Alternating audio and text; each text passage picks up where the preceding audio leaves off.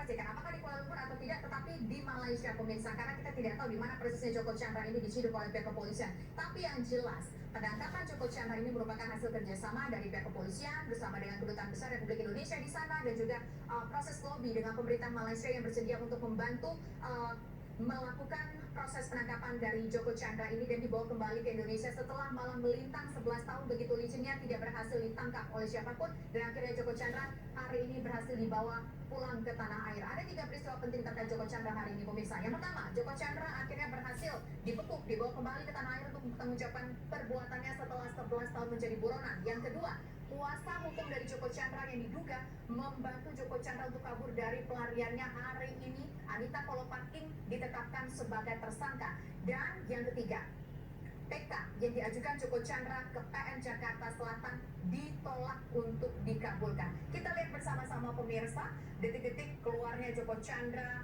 dari persembunyiannya setelah berhasil ditangkap oleh tim dari Barreskrim Mabes Polri, dan tampaknya juga pihak kepolisian yang dalam hal ini Kabar Reskrim Mabes Polri Komjen Pol Listio Sigit Prabowo juga akan menceritakan rencananya dalam konferensi pers yang akan dilakukan konferensi pers pula malam hari ini, diagerakan seperti itu pemirsa, akan menceritakan bagaimana kronologi peristiwa penangkapan Joko Chandra di masa pelariannya selama 11 tahun. Joko Chandra ditangkap di Malaysia, negeri tetangga, negeri jiran yang tidak begitu jauh dari Indonesia, hanya sekitar 2 jam saja flight dari Jakarta ke Malaysia. Kita akan tunggu bersama-sama pemirsa, tampaknya tengah dilakukan persiapan untuk mengamankan juga peristiwa turunnya Joko Chandra dari pesawat yang bukan pesawat komersil, ini merupakan pesawat khusus yang dipergunakan untuk menangkap Joko Chandra, membawa kembali Joko Chandra ke tanah air. Semua pihak dihebohkan dengan peristiwa ini pemirsa, karena diduga ada beberapa pihak yang membantu pelarian Joko Chandra, bukan hanya kuasa hukumnya saja, tetapi juga ada dugaan bahwa pihak kejaksaan juga memuluskan Joko Chandra untuk kabur. Kemudian juga satu orang petinggi polisi juga sudah ditetapkan menjadi tersangka. Entah siapa lagi nanti yang akan terungkap, siapa yang membantu pelarian Joko Chandra ini sebagai buronan konglomerat yang pada saat itu merugikan negara dalam kasus Kesi Bank Bali di tahun 2009. Pada saat itu Joko Chandra divonis dengan hukuman hanya 2 tahun penjara, divonis hukuman 2 tahun penjara dan hanya denda 15 juta rupiah. Mungkin kalau kita orang awam pemirsa, denda 15 juta rupiah bagi seorang konglomerat Joko Chandra bukanlah hal yang angka yang cukup besar. Bagi kita orang awam melihat seorang konglomerat Joko Chandra dengan denda 15 juta rupiah itu bukanlah angka yang besar. Tetapi mungkin ada alasan lain, pertimbangan lain yang membuat Joko Chandra akhirnya kabur dari jeratan hukum tersebut, berupaya kabur dari jeratan hukum tersebut selama 11 tahun. Meskipun di tahun 2011 Joko Chandra ini ada, ataupun pihak dari kejaksaan ada upaya untuk melakukan penangkapan terhadap Joko Chandra, tetapi pada saat itu upaya penangkapan tersebut belumlah membuahkan hasil.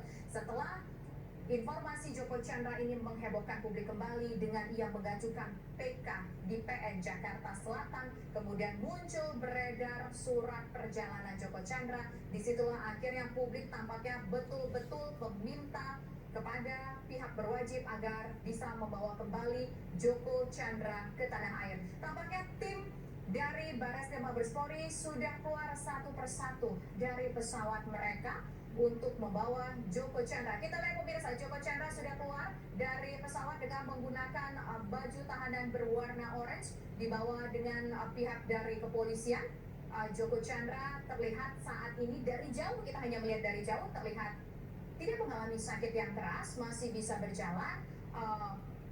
Dan mukanya pun juga terlihat begitu jelas pemirsa, meskipun mungkin saat ini dikerubungi oleh awak media dan juga sejumlah petugas keamanan. Tapi kalau kita lihat lebih detail lagi, lebih dekat lagi, betul ini adalah Joko Chandra yang akhirnya harus selesai dari masa pelariannya, dari licinnya seorang Joko Chandra. Joko Chandra hari ini berhasil dibawa ke tanah air untuk mempertanggungjawabkan perbuatannya setelah 11 tahun menjadi buronan, kabur, dan bahkan sempat keluar masuk Indonesia selama di masa pencarian, di masa pelariannya tersebut pemirsa. Joko Chandra pun tampaknya dibawa ke ruangan yang tadi disebutkan oleh rekan kami yang sudah dipersiapkan, itu ruangan Sasana Manggala Malam Praja. Kita bersama-sama menunggu keterangan resmi dari pihak berwajib, dari keterangan resmi dari